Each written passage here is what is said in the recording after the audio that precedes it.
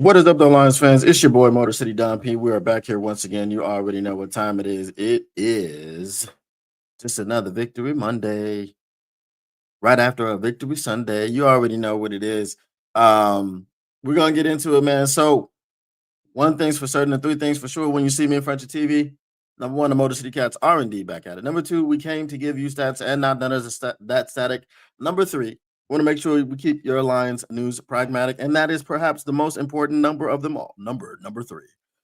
And you may be asking yourself, how, Don, how, Mr. P, does one keep their Lions news pragmatic? Well, it's very simple. I'm glad you asked, and I'll let you know right now. Number one, you got to smash that like button. Number two, you got to subscribe. Number three, you got to share with your peoples. It doesn't matter which order you've done it in. I just gave you three numbers. But in what order, whichever order you've done it in, you've then indeed kept your Lions news pragmatic. And because sharing is caring, once you've shared this stream with your mothers, your fathers, your brothers, your sisters, your uncles, your cousins, your sisters, your fathers, your brothers, your mothers, your sisters, you name it, you name it, you have indeed cared about those people. You already know what we're getting into today. It is just another Victory Monday. What up, though, everybody in the chat? Um, listen. Listen, man. At this point, anybody could be president of the United States. Okay, anyway. Hashtag if you know, you know. Use the hashtag. All right. We got some things that we got to get into today. Am I apologetic? No apologies given. Am I sad? No apologies given. Do I feel bad? No apologies given. We got the dub. Okay? But we have to be able to separate what went down and what didn't go down. Ladies and gentlemen of the jury, I would like to present to you the case of the New York Giants. The New York Giants currently sit at 2-10. Ladies and gentlemen of the chat, please identify to me which unit of the New York Giants sucks. Looking at Jameis Winston, calling him a backup quarterback. Jameis Winston is a starting caliber quarterback. Only problem with Jameis Winston is that you can't trust him over a certain number of games. If you get him in the sweet spot of games, 3, 4, maybe even 5, he'll put up phenomenal numbers. Jameis Winston has always, like, people are mad. People are mad because Jameis Winston gave you 400 yesterday. This is normal for Jameis Winston. Jameis Winston put up 500 yards in a loss. Jameis Winston is going to put up yards.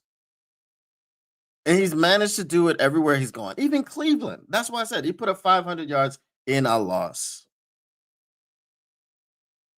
So am I going to get mad because we gave up the yards to Jameis Winston? No, I'm mad we gave up the yards. And we'll talk about that later. Let's see.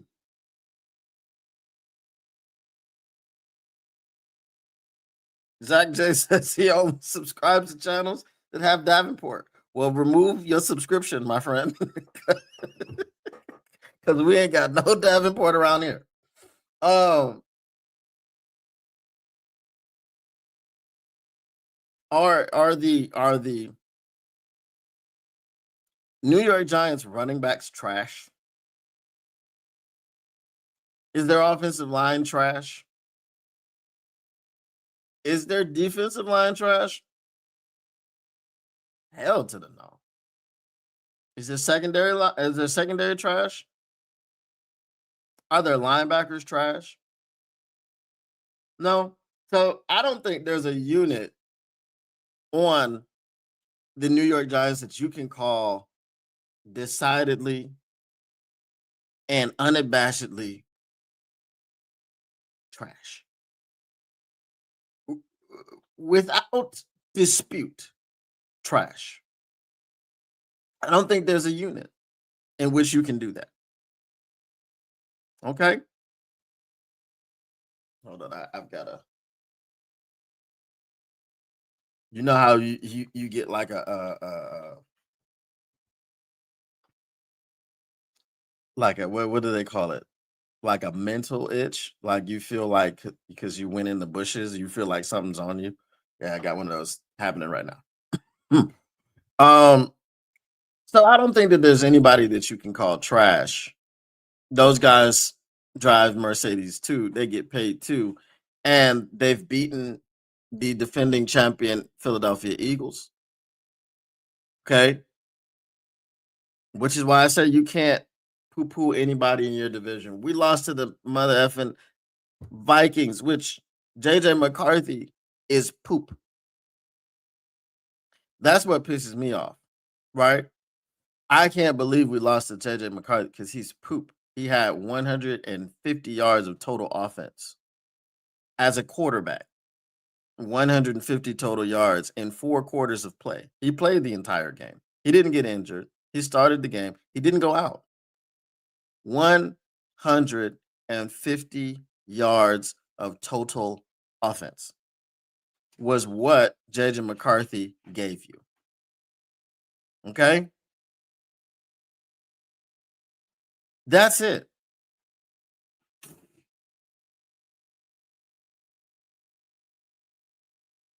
Hold on.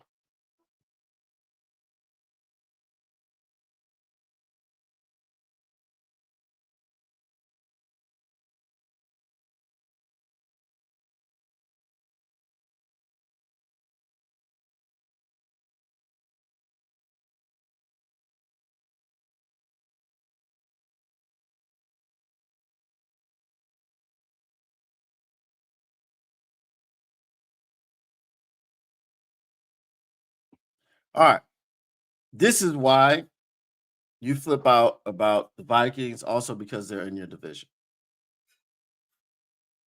So I'm not really going to be upset because the Detroit Lions lost. Well, sorry, beat a team which had 2 wins.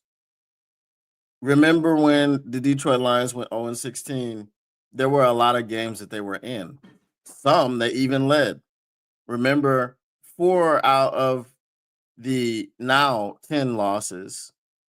No, 5 now. 5 out of the 10 losses that the New York Giants have, they had double-digit leads in the 4th quarter. So remember how in 2021 where we were learning how to win? The New York Giants are in the same situation. Okay? The New York Giants are in the same situation where they are learning to win.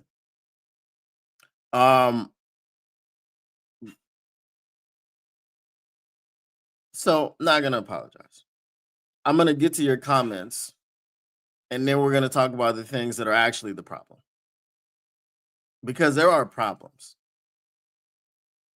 You're not comfortable with beating a team that has a bad record in overtime, and you feel like you should have played better. I feel like the team should have played better, not just because of the record, but because the team should have played better. And I think those two things are very different. Okay. So let's go ahead and get to your comments. And yeah, I'm just here so I don't get fined. Shout out. What up, though? Uh Robert Stevens says, peace up. The Lions cancel Monday, Sabbath, have meetings and other activities for Thursday showdown. Pass rush sucks, and indeed it does. I only subscribe to oh, it said that love Davenport. Oh, yeah, you can definitely remove your subscription. Davin Glass gotta go. He is gone. He's somewhere. He's not on the field. So love Davenport when he's in the game. Not much of a relationship there. Facts. Did I ever tell you that what DDI stands for? Yes. What did you say? Davenport definitely injured. Yep, there we go. Winston is the modern day Fitzpatrick. I would agree to a certain extent. Their D line might be better than ours. No, no, no, no. Is. Is. Okay? Is. All right. I just checked the standings and it doesn't show wins as being ugly.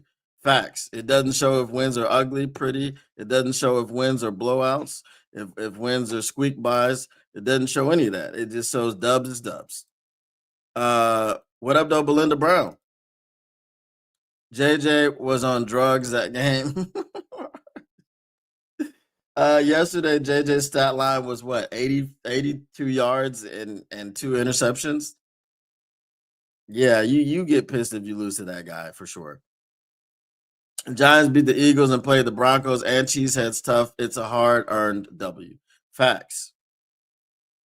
CB Group got to step up versus Packers. Facts. Although the Packers have looked like cheeks on offense all year. On a good note, though, we win and Eagles win. We back in first. We win and the Eagles. Oh, okay. Yeah. If they beat when they beat the Chicago Bears. And look, the Chicago Bears, similar, but here's the thing. Here's why we look at the Chicago Bears and the Green Bay Packers as frauds, because it's every week. It's every week. And at some point, the dam has to burst. At some point, you can't just like, okay, now I'm not saying either one of these teams is going to win the Super Bowl. But you looked at the Kansas City Chiefs last year, and the Kansas City Chiefs kept on winning these one-score, single-score games where it was just, crazy. They had like 11 one-score game wins. And now this year, they're not getting the wins like that. Right? It's always a 50-50 proposition. But when you are living on that line of the 50-50 proposition, okay, when you are living there, at the end of the game, where it comes down to the last drive every single week, that gets to be too much. Okay? That gets to be far too much. Yeah, I got it. Caleb ain't great. I'll tell you that much. Mm-hmm.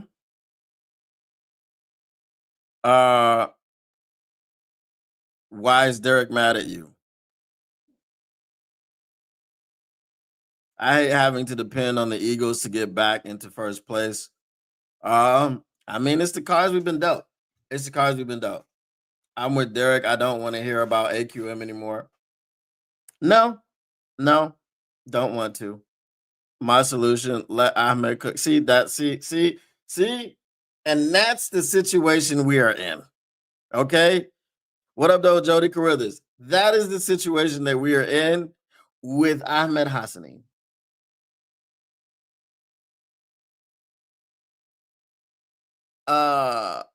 Okay. Khalif is our wide receiver 3. He's more so our wide receiver 3 than Isaac Tesla. Listen, that's the situation that we're in. And that's why we're mad at Melvin.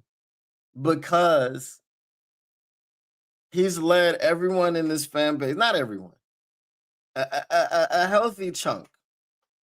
Okay, here's a Twitter reaction that I had. Okay, I think I told you guys about the reaction, but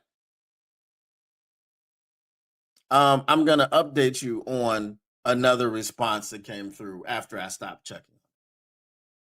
So there was a guy who was talking about, because once they re-signed Ahmed Hassani, is he available for this game? I forget which game it was. Maybe it was the Commanders game or something like that, right? And I'm like, the dude just came back from a torn pectoral muscle. He's missed every ounce of developmental time that you could miss. Why do you believe that this dude is going to come in here and make an immediate impact? Right? So then the dude made up some cockamamie excuse like, "Oh no, it's because I didn't know the rules of IR." Yeah, okay, give me a freaking break, right? So then someone comes back later, a few days later, and is like, "Just let people be excited, damn." And I said, "Excited about what? Has he played? I, has he played?" This was my point. Like he got signed to the roster, to the practice squad. Why do you believe he's going to come in here and play as soon as he gets signed? That was my point, right? And then the other thing is, again, not just come in and play, but come in and just be dominant. Guys, I understand. He endeared himself to everybody by telling Dan Campbell that he would die for him on the field. I get that. But just having a something that you said doesn't mean that you are just going to be phenomenal. You know who didn't really say anything when he came in here? He got picked up at the airport by Calvin Johnson and Barry Sanders. His name is Jahmyr Gibbs. Jahmyr Gibbs was standing in the presence of his favorite running back of all time and had really nothing to say because he was starstruck. He didn't say much of anything. But you know what that man does when he steps on this football field. And we're going to go ahead and get into what Jahmyr Gibbs did, because Jahmyr Gibbs had 264 all-purpose yards, and he set a record for any Lions offensive player, all-purpose yards in a game. Now, before I get too far deep into that, I want to, because there's a lot of things that I want to cover today. I want to talk to y'all about Mike Kafka going for it on 4th down, and everybody's like, "Oh, he should have kicked." Look, guys, look. Situations are different, and this is something that people don't seem to understand because they harp upon things. Oh, he should have kicked. He should have done. Listen, if he kicks the field goal, one, you could have missed it.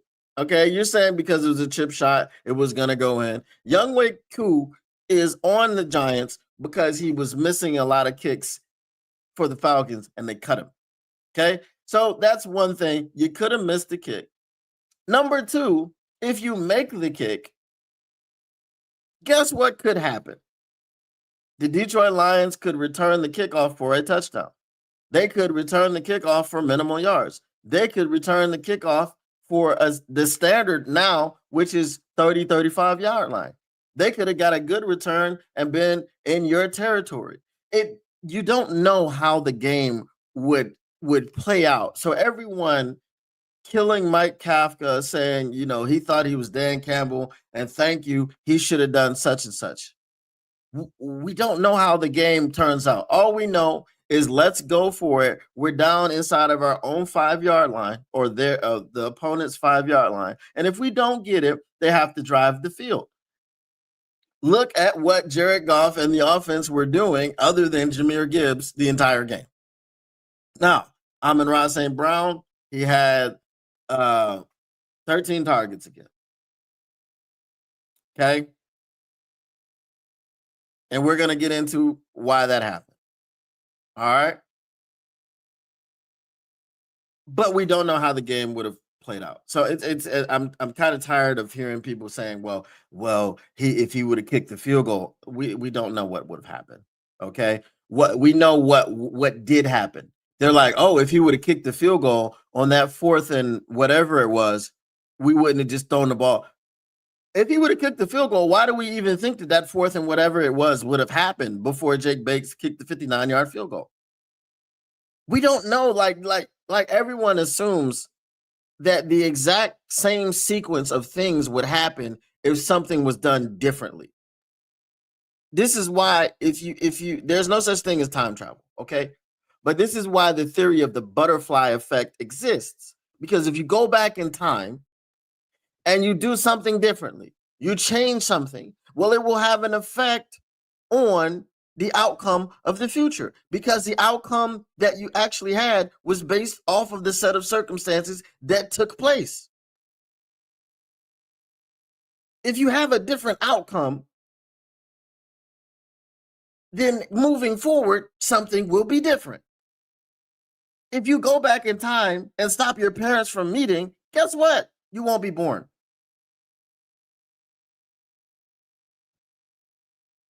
Yeah, it's like oftentimes people feel like, hey, I wish I had a rewind button in life because I made a poor choice, a poor decision to do something.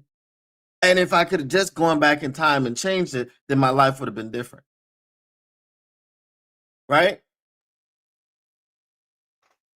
If you decide to rob a bank and you get caught and you go to prison for the rest of your life, well, had you not made the decision to rob the bank, you probably wouldn't have gone to prison for the rest of your life. Unless you were just, criminally inclined and you just did something else later in your life and you would have gone to prison for the rest of your life. So let's stop with the Mike Kafka should have done, should have done, should have done. Okay, we don't know how the game would have played out. I've seen a lot of fans. I've seen some shows, and it's just like it's silly that we're harping on what he should have done as if we know what the outcome would have been if the Lions needed a touchdown.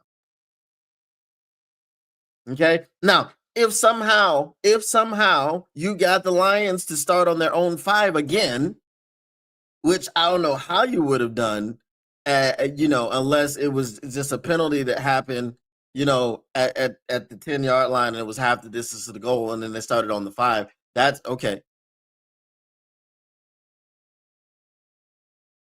But things wouldn't have turned out the same way. All right, let me get to some of your comments because I know I will get too far behind with what I'm about to talk about. At this point, why not? I mean, let them cook, but I'm just I don't have excitement. It's a 6th round draft pick at a position that we've needed to address for years, and Melvin hasn't addressed it, and it's just another band-aid to me. Like how everyone in the beginning of the year was like, oh, we ranked number 2 in sacks. Oh, I guess y'all were wrong about that. AQM, Tyler Lacey, Tyrus Wheat. Where have those guys been? Where have they been? AQM had the chance to sack Jameis Winston on a touchdown pass. And it turned into a touchdown pass because he didn't sack him. He had him in the grasp. So you won your one-on-one. You beat your man, and you get to the quarterback and can't finish. And then you can't finish in the worst way because he scores a touchdown. Okay? All right. So at this point, we're just plugging in guys.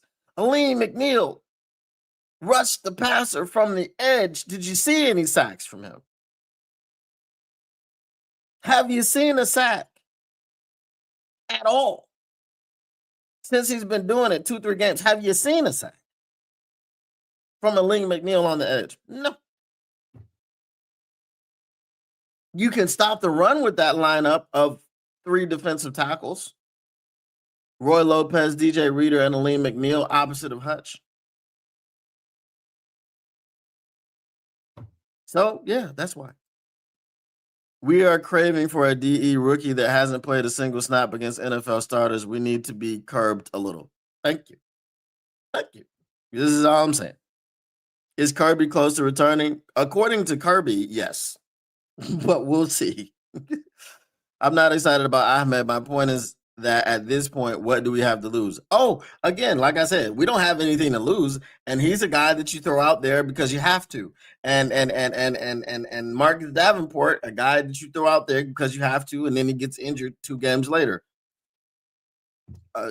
Whatever. But those are the options that you have. As you said, not excited. He's a project at best. He isn't going to help this team this season. And that's what we've thought. I'm so excited. So excited for Tyrus Wheat to break out next game. Another Melvin gem. This man don't miss. This mother effer don't miss. Zach, you forgot about Tyler Lacy as well. Facts. Surprise, surprise. No flags on the KC's game-winning drive. Yeah, well. Excited about a 6th-round rookie that missed 9 weeks. Just hope he can provide depth later in the season. Chill. Facts. Oh, you're so right. Imagine Tyler Lacy and Tyrus on the field at the same time. Unstoppable. There was some good players. Those guys are good players, and they're gonna come out and they're gonna help us. Really, they're gonna do a lot. They're not just Jags. They're good players, and we was happy to be able to get them. Because those guys, they like football. They play football. They play football real well. They do a lot of football plays, and they play football for a long time. So those guys are good players. They're gonna help us out. We was excited to get them, and they're gonna help us. They're gonna help us get to the quarterback. Yeah. All right, Ray Agnew, shout out. We good. We got Lacy on the edge. Facts. Brent, you know me from previous chats and know how I feel about the pass rush to AT. At this point, can Hutch's sister play D? Brent, for all we know, Ahmed is better than AQM when he gets healthy. Could be. Agreed. You are a 2-win team's attempt coach, and you need to go for the dagger. Not only that, if they scored a TD and OT, they would have gone for 2 for the win, and I would agree there too. Facts. Them going for it is exactly what they were supposed to do, going up 6 and giving the Lions 3 minutes to score with the ball at more than likely at the 30-yard line is losing football. 4th down, he went for the win. Right. We have no passing to out routes. We lost that, giving away Tim Patrick. We're going to talk about that right now. We good. We got Davenport coming back. Okay, he's going to say it. He's going to say it, and he's going to be right until they're not. What? How do you blow on cereal? This guy here. All right. So let's get into it. Another thing that I have seen throughout this last day or two, maybe even for the last week or so, is that now Dan Campbell is bad at calling plays.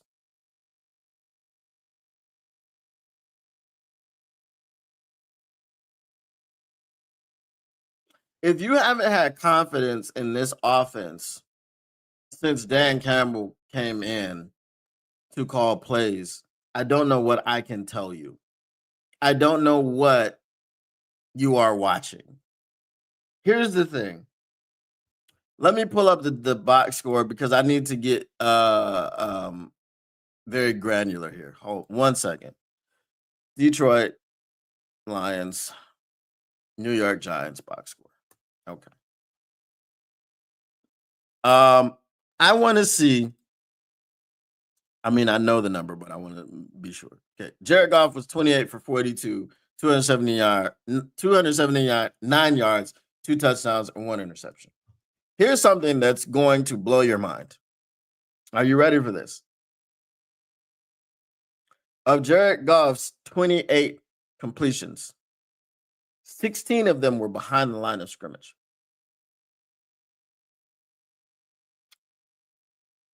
Do I have a problem with the screens that Dan Campbell was running? No. You know why I don't have a problem with the screens that Dan Campbell was running? Because these are the type of screens that work. These are the type of screens, and I said this yesterday, that are well thought out, well developed, blocked right, and put together. And they can go for distance. They are not the smoke screen that Johnny Moe would call over and over and over again in situations that didn't make any sense. Now, other than the screen passes, here's the thing about play calling. And there's a lot of people, I like my chat because my chat is full of ball knowers and ball seers. Okay. But a lot of people out there, and if you're from another chat, welcome. Okay. And if you don't know football, you're looking at the play calling as though Amon-Ra St. Brown getting 13 more targets was in the play calling. No. Let me break this down to you. When you have more than one receiver on the football field, which is quite often, and you call a passing play, you have what's called options. Okay? You have what's called reads. Amon-Ra St. Brown is the first read. Okay? Oftentimes, Jared Goff doesn't come off of his first read. He does, but he doesn't. Right? And Jared Goff, he's a premeditated quarterback. What do I mean by that? When you call the play, you send the play in, he's already got an idea that he's going to throw the ball to Amon-Ra St. Brown. Go back to the beginning of the game. If you watch from the beginning of the game on Fox, which was the broadcast, right? I don't know where else you would have watched it on. You couldn't have watched it on CBS. You couldn't have watched it on ESPN because it was broadcast by Fox. The very first series that the Detroit Lions had, Jonathan Vilma and Kenny Albert had this little run back of Jared Goff forcing the football to Amon-Ra St. Brown. And they showed the Brock Wright play. And I commented on this yesterday during the game that I didn't realize how actually bad it was, because watching on TV the previous week against the Eagles, you didn't see how bad that play was. The fact of the matter is, I told you that if Jared Goff had just looked to his right, he would have seen Brock Wright. He didn't actually have to look to his right because both Amon-Ra St. Brown and Brock Wright were running in the same vicinity. If you saw Amon-Ra St. Brown in the back of the end zone, you should have seen Brock Wright in the front of the end zone. And I don't care about the pressure because Brock Wright was wide open.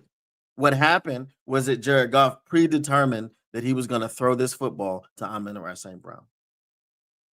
Jared Goff, not even twice, more than twice, tried to fit the football in between two defenders to a covered Amon-Ra St. Brown, which actually worked, to a covered Jameson Williams, which didn't work.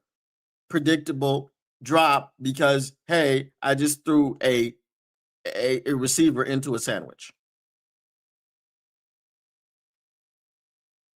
Jared Goff is who spreads the ball around. Dan Campbell doesn't spread the ball around.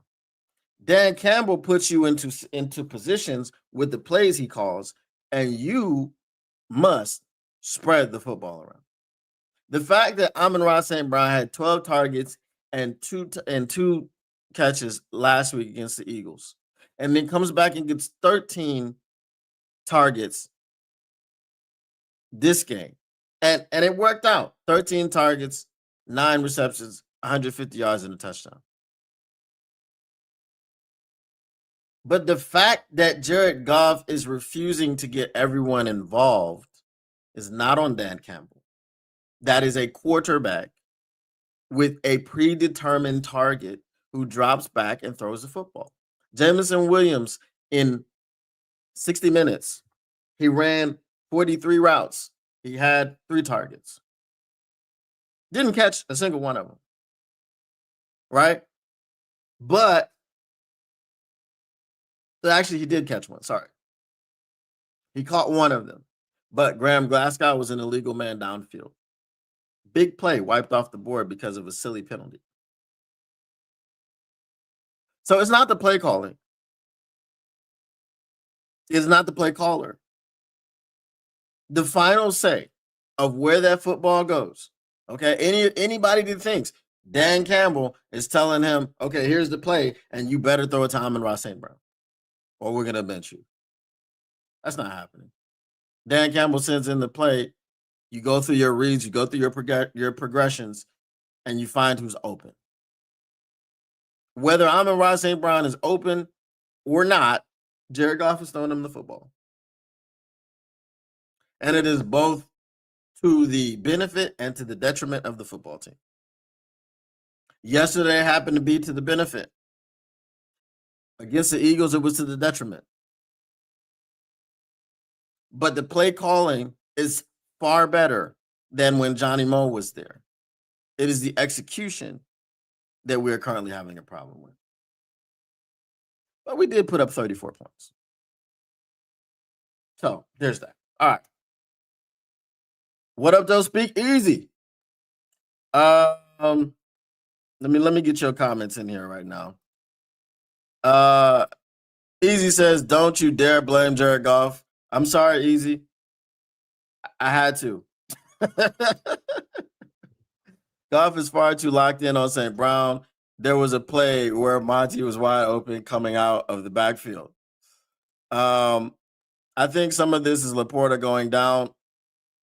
Again, I mean, if Laporta goes down, there's other options. You know? When in doubt, it was St. Brown or Laporta. And that's the problem. We've got so many weapons, but this season in particular, the narrative around Jameson Williams is that he has to get it way down the field. Jameson Williams has to be 95 yards down the field before you can throw him the football.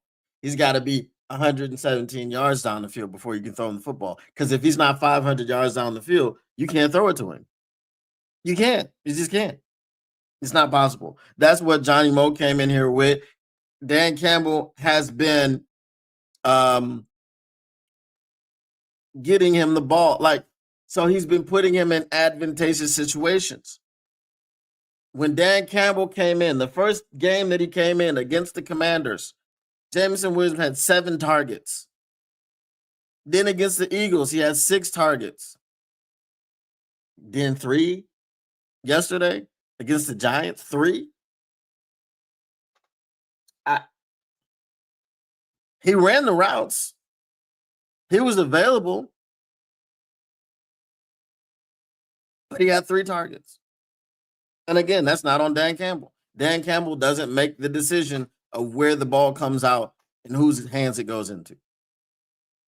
There are suggestive plays. Like if JMO was running a short slant against the flow of the defense, you want to get it to him because he's probably going to go out the back door and hit his head on the goalpost. That's just how it works. Rumor has it Amon-Ra St. Brown is baby daddy. What up, though, Sagittarian King? It all makes sense now. Right, it does. Goff is excellent with time, but way different once happy feet set in. He is becoming a premeditated stare-down QB this season. Facts. Okay, this guy. All right. So, chill out on the Dan Campbell, and let's see what Johnny Moe come back in here and throwing the ball behind the line of scrimmage on 3rd and 15 and turns into 4th and 17. All right, Jahmyr Gibbs. Jahmyr Gibbs. Here's the guy, okay, who's turning into a superstar right before your eyes. When he came into the league, I dubbed him the electrician.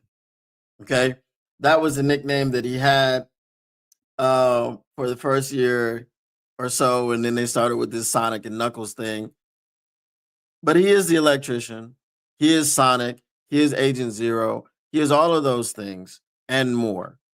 He is the perfect running back for the Detroit Lions. He is my favorite Detroit Lion running back in history after Barry Sanders, because there is no, I don't care what you do, you have to be an alien from outer space to surpass Barry Sanders in my eyes. You must be an alien from outer space. Jahmyr Gibbs put this team on his back, and he carried it to the tone of 264 all-purpose yards and set a record for Lions offensive players in a single game to have 264 all-purpose yards. Now,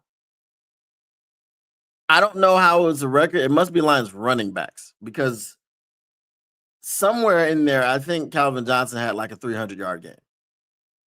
Okay, don't quote me. I believe he did. But for Lions running backs, 264 all-purpose yards. He is now 3 touchdowns, 3 away from tying Barry Sanders' 47 scrimmage touchdowns before the age of 24. If Jahmyr Gibbs gets 1 touchdown per game, he will blow that out of the water for the rest of the way. If it's just 1 touchdown, he got 3 this game. And I called for him. I said he needs 2 more after he got the first one. Okay? This is a record that I would love to see him break. He is not Jamal Williams. He is not a goal line merchant. Okay? I don't even, you got to put an asterisk next to that one for, he broke Barry Sanders' record. It's an asterisk. It wasn't well deserved. And we know how he left Detroit. It is what it is. But Jahmyr Gibbs over Bijan has been solidified. They're both phenomenal backs. I think they are going to be the Saquon Barkley and Derrick Henry of the new, the next generation, right? So they need to pass the torch. Saquon had a fumble, which led to the Cowboys winning and completing their comeback. Derrick Henry ain't been right all season. This is probably Derrick Henry's worst season. It may be his last if he decides to retire. But I said he's always going to be the king until he ain't the king no more. So shout out Jahmyr Gibbs, man. The Electrician, Sonic, Agent Zero, all of those things. I mean, 69 yards and 49 yards. So we'll just round it up. A 50-yarder and a 70-yarder. The 70-yarder straight up the middle, out the gate, right, the first play of overtime. It was awesome. It was phenomenal. And I'm so mad that I couldn't have been on the call with the Jahmyr Gibbs. Jahmyr Gibbs. I like him. Jahmyr Gibbs. I couldn't be on that call.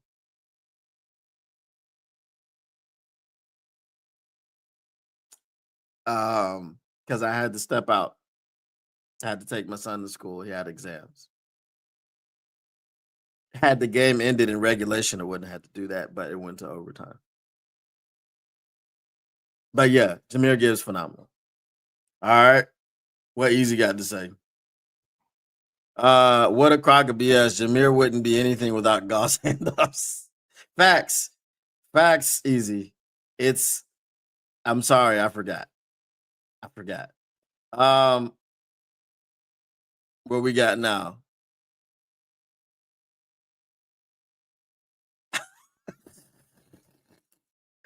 Do you think we go out and get another OC next season? I mean, I don't know.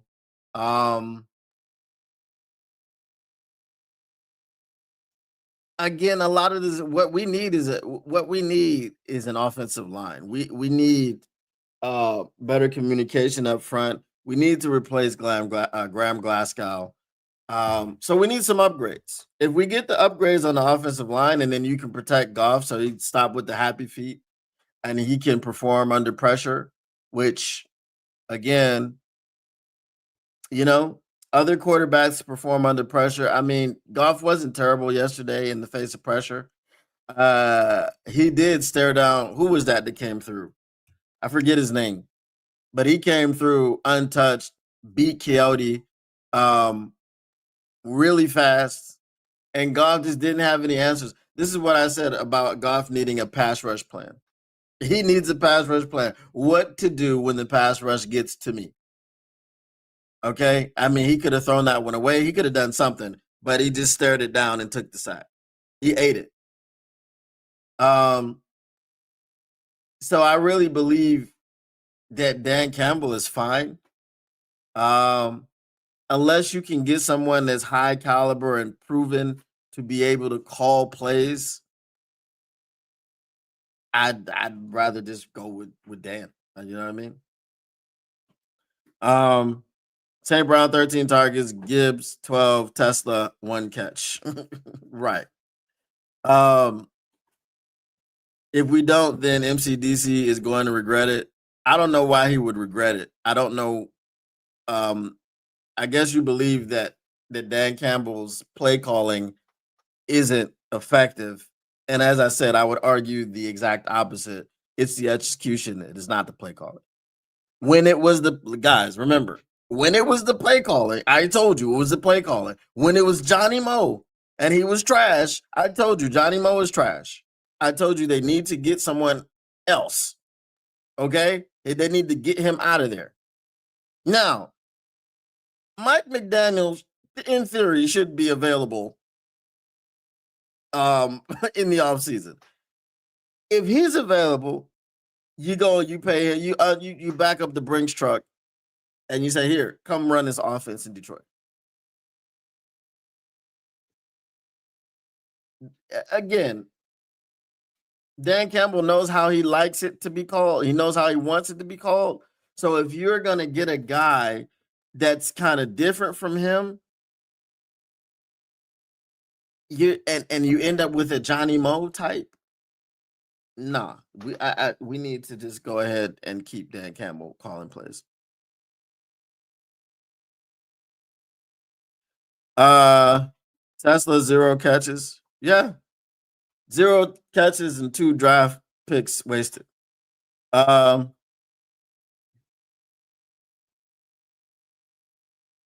So the thing about Monty is that was a Johnny Moe thing because Monty and Gibbs were almost 50-50 last year. And then Johnny Moe came in and Monty was getting like two carries per game. I really think that there's 2 different things at play now. So yesterday, Jahmyr Gibbs had the hot hand. Monty is a much more between the tackles runner.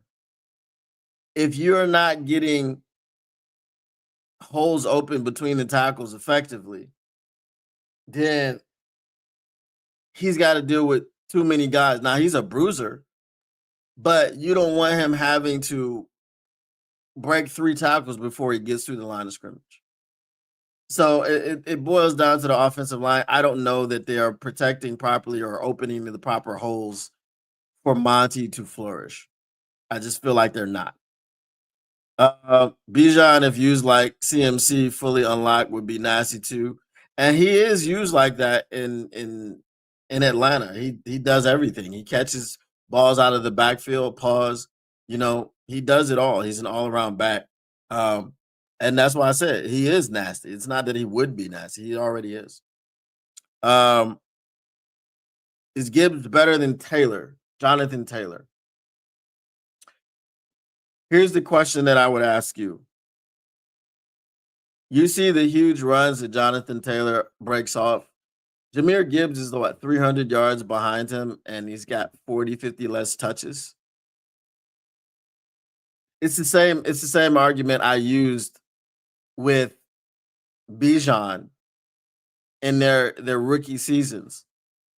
Bijan had, I don't know, 100 more yards than Gibbs or something like that, and Gibbs had 50 less touches.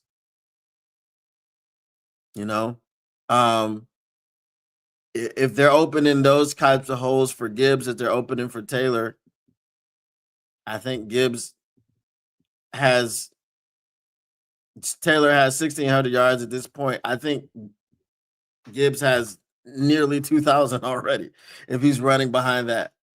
You know what I mean? So, yes. St. Brown, 9 reception, Gibbs, 11. Facts. Goff reacts fast, piss down his leg when he sees pressure. Just the wrong reaction. Facts. Am I the only one that doesn't care how we win as long as we win? Nope, you missed the beginning of the show. and you missed the thumbnails, which says 0 apologies given. We're not apologizing for wins here. But now finally, the last thing we need to get to is the defense. All right. We know the defense can't have a masterclass every single game. The Lions defense hasn't been that type of defense.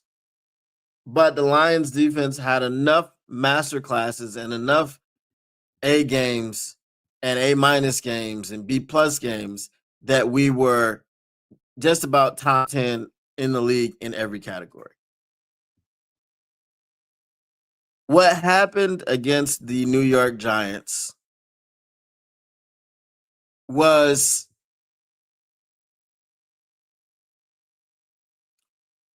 the secondary was getting cooked. I don't know why you wouldn't switch DJ Reed to Wan'Dale Robinson and you just left him over on Isaiah Hodgins. Isaiah Hodgins had like 3 targets. I feel like DJ Reed was wasted. Maybe the thing was, okay, well, we don't want to switch him off because we don't want him running around like that and maybe aggravating his hamstring. I don't know what it was. But I feel like we should have switched up. DJ Reed should have traveled with Wan'Dale Robinson. We also, on that first play, the trick play, Thomas Harper got caught looking in the backfield and let Wan'Dale Robinson run right past him. Listen, safeties. If you are looking in the backfield, and while you're looking in the backfield, you think it's a run play? If the wide receiver runs right by you and doesn't touch you, it's not a run play. Because if it's a run play, he's going to be blocking you. So that's a big, indication that something fishy is going on. You see the running back get the toss or the handoff or what have you, and then you see your man run right by you. You might want to cover that guy. So as Amik Robertson said, playing with bad eyes. The defense was playing with bad eyes. Again, I don't care that they gave up, 366 yards because that was the total that Jameis Winston had. I don't care that they gave up 366 yards to Jameis Winston because Jameis Winston's not a good quarterback. No, Jameis Winston is an excellent quarterback. He's got a problem with turnovers if you play him too much. But if you play him in the right amount of games at the right amount of time, he's putting up numbers. Okay? He's a starting caliber quarterback. He can start in front of a lot of guys on other teams. Right? I mean, look at the Raiders. I don't know. They may rather have Jameis Winston than Geno Smith right now. That's just one I'm naming. My problem is the fact that they gave up those yards, not who they gave it up to. There wasn't a whole lot of discipline. Wan'Dale Robinson was running wide open through the defense. I mean, he had damn near 200 yards if he didn't have 200 yards. Let me see how many yards he had because he is going to be your game leader in receiving. Wan'Dale Robinson had 156 yards, 9 receptions and a touchdown. 156 yards on 9 receptions. Okay? Amon-Ra St. Brown had 149 yards on 9 receptions. Okay, and also 1 TD. Okay.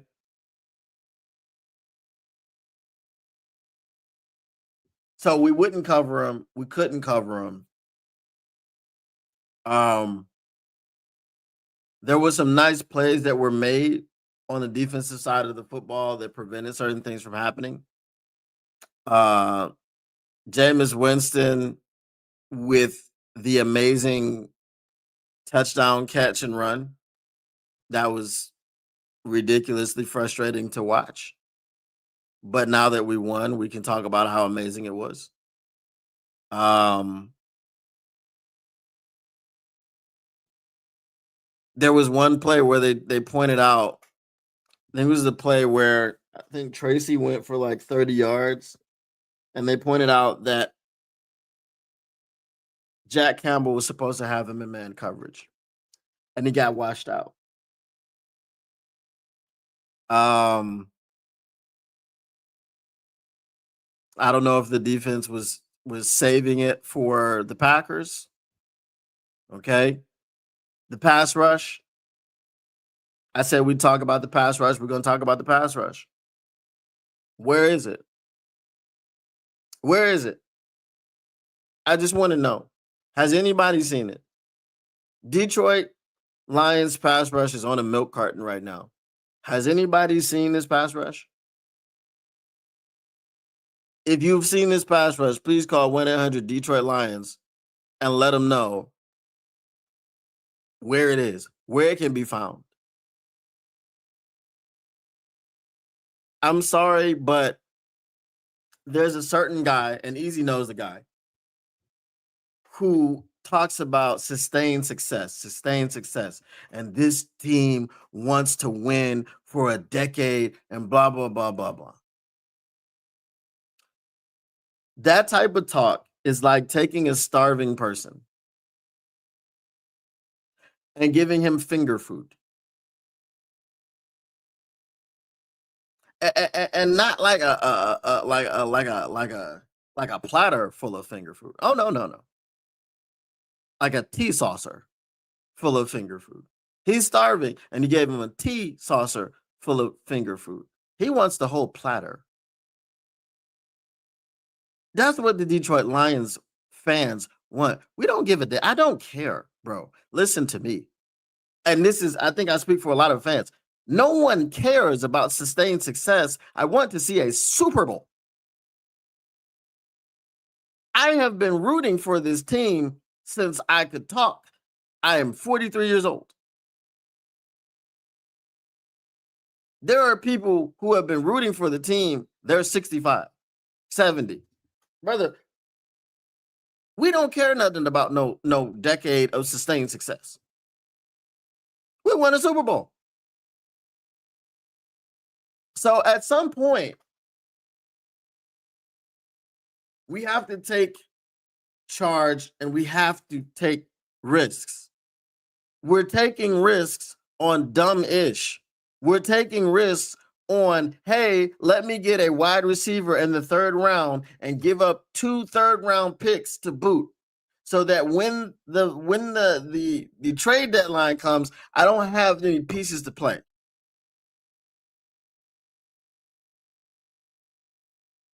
I just don't have any pieces because I've wasted them on a third round wide receiver. I've wasted them on a project, Broderick Martin, who probably wasn't going to be drafted. And I traded third round picks to move up to get him. I traded third round picks to move up to get Manu, who is trash. But you expected him to be trash because he went to the University of British Columbia or some ish like that. Okay? He didn't play football on American soil. His college tape looks like high school. And you traded third round picks to get him in the fourth round. Meanwhile, you can't get to the passer. Jameis Winston had 3.5 seconds to throw. That's an eternity. That's an eternity. You can set your feet, scan the field, and let it rip. You think Jared Goff wishes he had 3.5 seconds to throw the football? Absolutely. I mean, he ain't gonna do nothing but throw it to Amon-Ra St. Brown, but still, absolutely.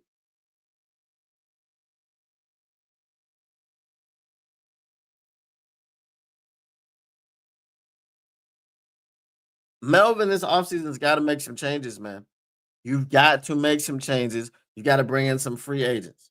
I know Dan Campbell says the same thing, and I appreciate Dan Campbell for it. And I know his guys appreciate him for it. We got the right guys. I trust in our guys, man. I believe in our guys. I really do. I'm sorry, though, coach.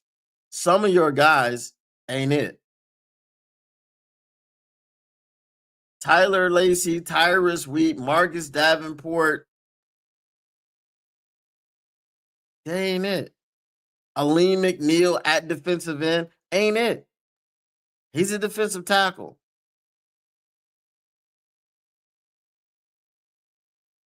Hey, bruh, get you a linebacker that's a little bit on the heavier side that still runs a 4.5 and he's sitting on his couch and just have him blitz. That's his job, right? Get him on the edge and have him rush the passer. Do something because what you're doing is not working. Has AQM moved off of 6 sacks yet?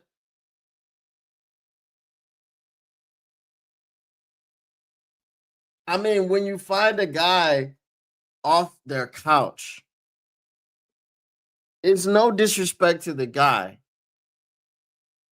but the guy was on his couch for a reason. And when you find him and you give him a chance and he overachieves, he is overachieving.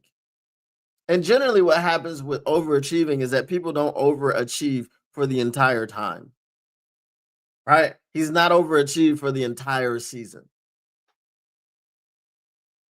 Because then that wouldn't be called overachieving. It would be called achieving. They called it the Lynn Sanity Run because it was insanity how Jeremy Lin was putting in all of this work, scoring all these points, dropping 50 a night, and so on and so on, et cetera, et cetera, et cetera. And now it was very short-lived. He was out of the league very quickly in terms of basketball terms, right? It's an anomaly. It's not the norm. It's an exception to the rule. It's not the rule.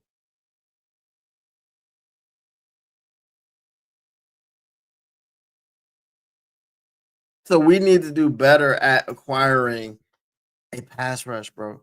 It can't. It's not Hutch, bro. It's not Hutch. It can't be Hutch all the time because you see that the proliferation of Hutch getting chipped by 2-3 guys help out there. It keeps going. It hasn't stopped. Nobody's stopping that. Everyone continues to do that. That's what they're gonna do because you don't have anyone else that they're afraid of.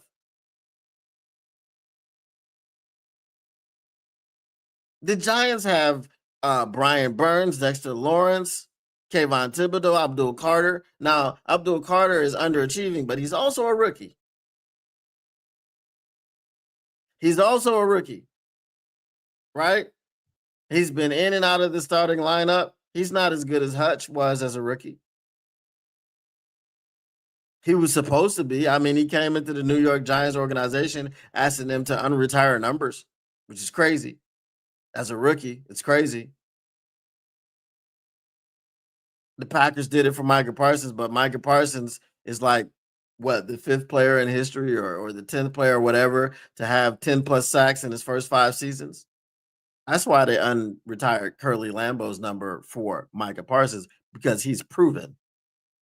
Asking for that stuff is craziness. Just like I killed Caleb Williams for asking for equity in the Bears as a rookie who hasn't played a snap yet. Abdul Carter, you were a rookie. You hadn't played a snap yet. You got a half a sack this season. You got a half a sack in 12 games. Okay. Solidify yourself first in this league, and then ask him to unretire numbers. I think he was it Lawrence Taylor? I think it was Lawrence Taylor's number. Crazy. Crazy.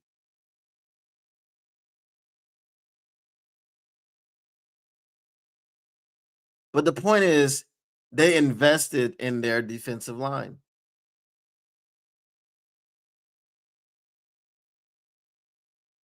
They took Abdul Carter, number 3 overall, instead of a quarterback. Then they traded up to get their quarterback at the bottom of the first.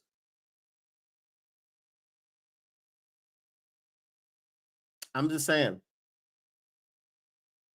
we got to do better. We got to do better. The reason that everyone looks good on the Giants defense is because of their front line. And their front line hasn't done great, but isn't Brian Burns like tied for the lead in sacks this season? Him and Myles Garrett? Okay.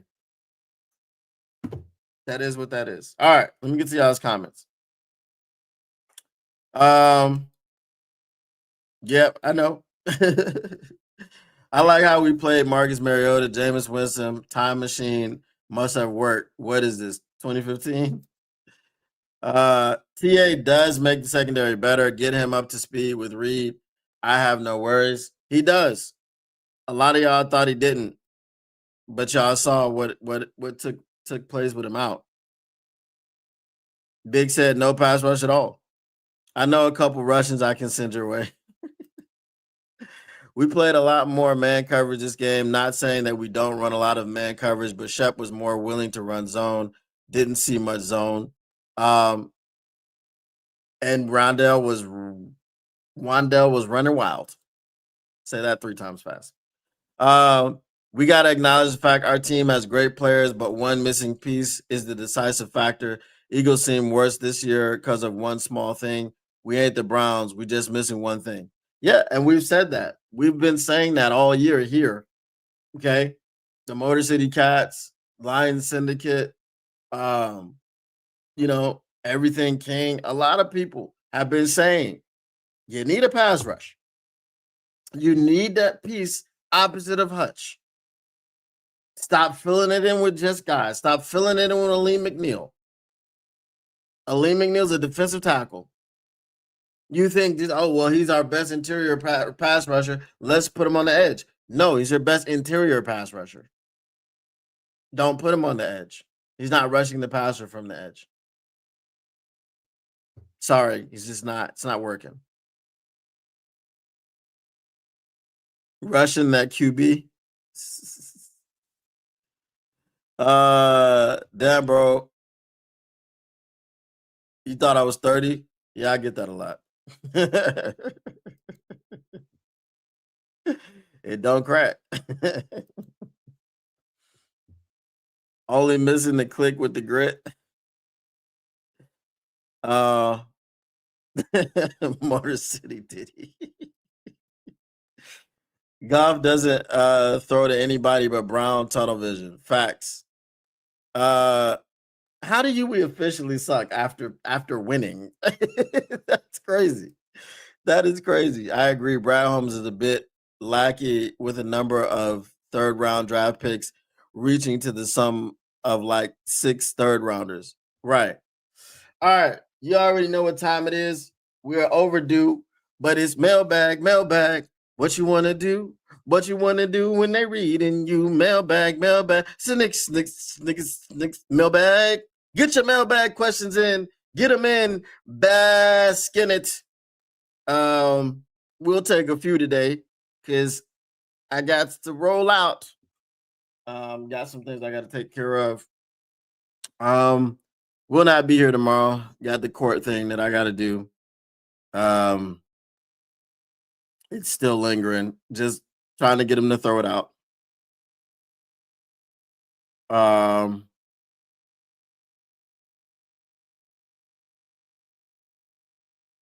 All right.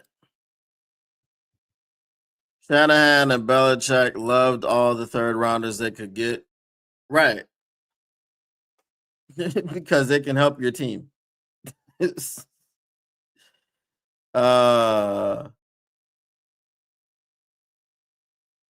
the frick?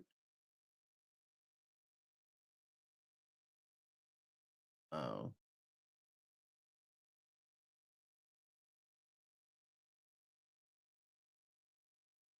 Yeah, they can help your team. I mean, throwing them away for projects is crazy. Generally someone will draft a project in the 6th round or the 7th round. Really, really, those are the project rounds, right? 6th and 7th, you really don't expect anything from them. So that's why they're the project rounds. All right. If we have no mailbag questions, I will go ahead and stab out. Damn.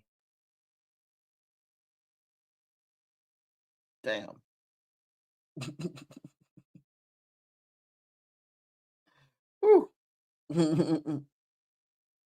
um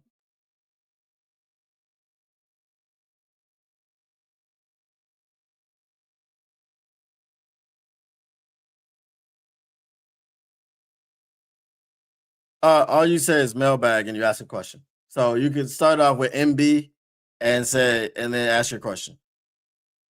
That's it. Or mailbag and then ask your question. It's just a question that you ask specifically.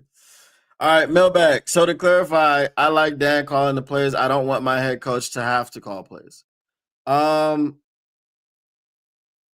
mean, it really is the wave, right? You got Andy Reid, you got Sean McVay, you got Kyle Shanahan.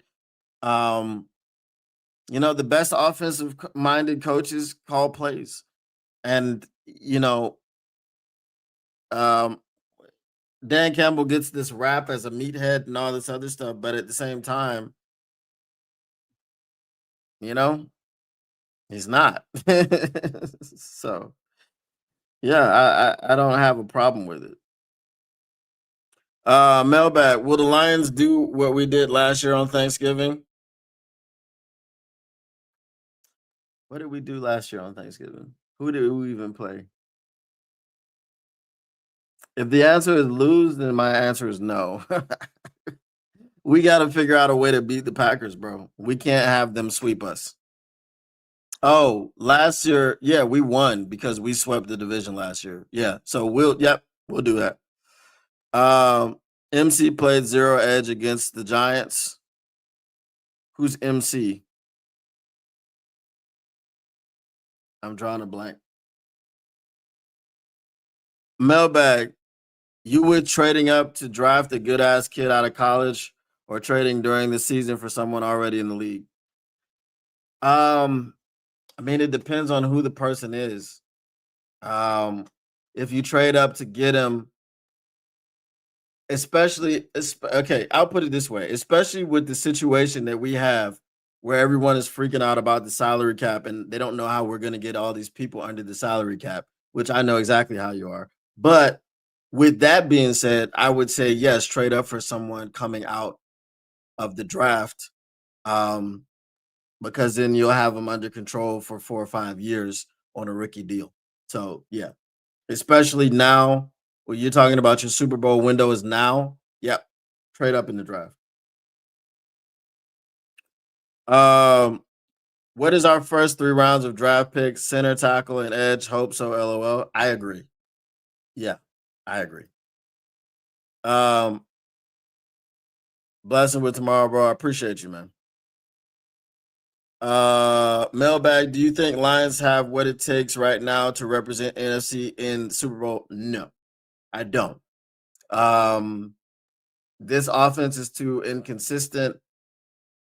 Jared Goff, he's just got to get better at handling pressure. Now, if he handles pressure better down the stretch, these last 6 games, then once you get to the playoffs, anything can happen.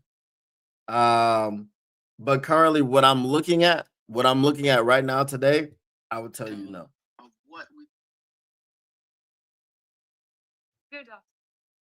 All right. That's right. My bad. We did win barely the Bears. Yeah, we beat everybody.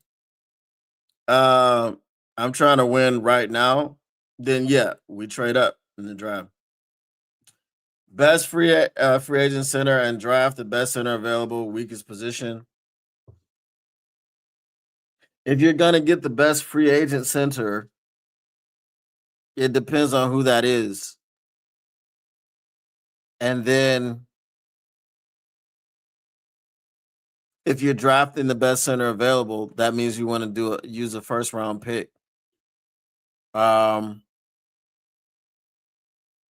so I don't know 100% if you should do that. Um,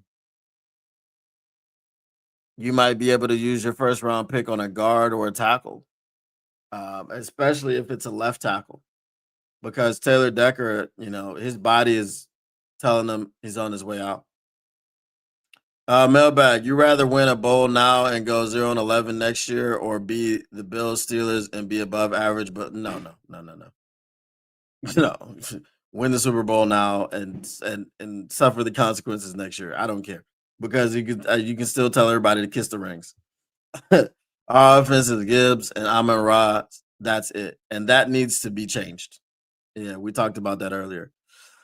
Mailbag, is it time to have that QB conversation? I know we are stuck with Goff for 3 more seasons. The QB conversation it's a very short conversation. Who are you getting? Unless you're trying to position yourself to be able to trade up and give up multiple firsts to move up in the draft and grab a guy, but they generally don't want to do that, because unless unless you're making the trade with a non-QB needy team.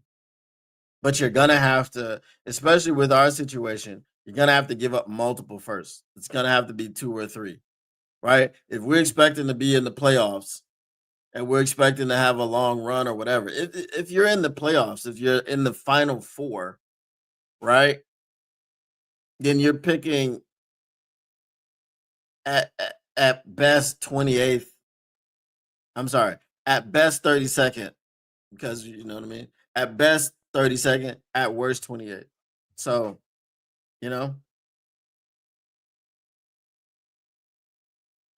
I don't know. Happier with Goff than I was with Stafford. Couldn't wait for Stafford to leave. Um, I am not a Stafford fan at all. But if Stafford was playing this way that he's playing in LA, in Detroit, then I don't think we ever would have got rid of him. I don't think we would have granted him the trade. You know? Oh, McNeil. Okay.